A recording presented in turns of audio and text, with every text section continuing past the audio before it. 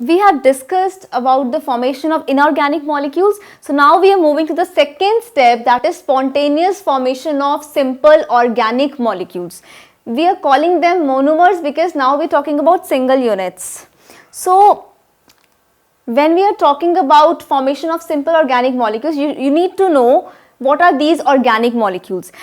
In chemistry, we talk about organic molecules, the molecules which are formed by a combination of carbon and hydrogen, mostly carbon and hydrogen. They are called organic molecules. So when inorganic molecules interacted with each other on the primitive atmosphere, they formed what? They formed simple organic molecules. For example, you need to remember that amino acids combine to form what? To form proteins. So amino acids is a single unit, so it is a monomer. When amino acids are repeatedly arranged, means these units are repeated a number of times, they form proteins which are polymers because they are formed by the repetition of these amino acids, these monomers. So remember, amino acids form proteins, fatty acids and glycerol form what? They form lipids.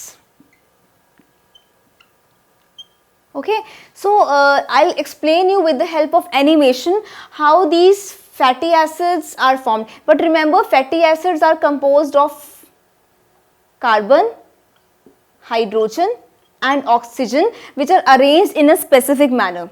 So spontaneous formation of simple organic molecules, the monomers were formed when the inorganic molecules interacted with each other. So that interaction of inorganic molecules led to the formation of simple organic molecules. For example, amino acids, fatty acids, and amino acids then eventually combine to form proteins. Fatty acid and glycerols combine to form lipids, and you can say glucose or simple sugars, they combine to form carbohydrates.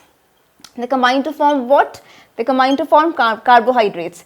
So remember that fatty acids are composed of three types of atoms: carbon, hydrogen and oxygen.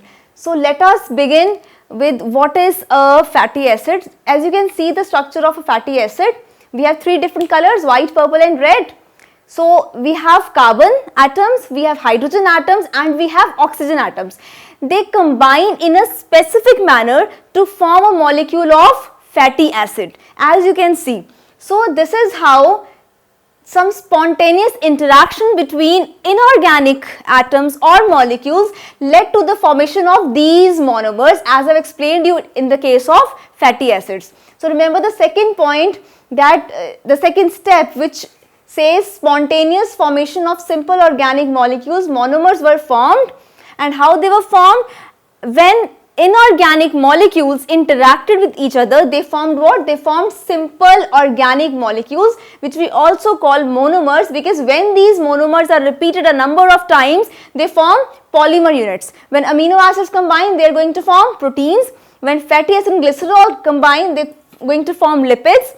And when glucose units combine, they are going to form complex carbohydrates. So fatty acids are composed of which type of atoms? Which type of inorganic atoms or molecules? Carbon, hydrogen and oxygen. They are arranged in a specific manner to form one molecule of fatty acid, which is an organic molecule. Why? Since it contains carbon and hydrogen. When the atoms of carbon and hydrogen are present, the molecules are known as organic molecules from chemistry point of view.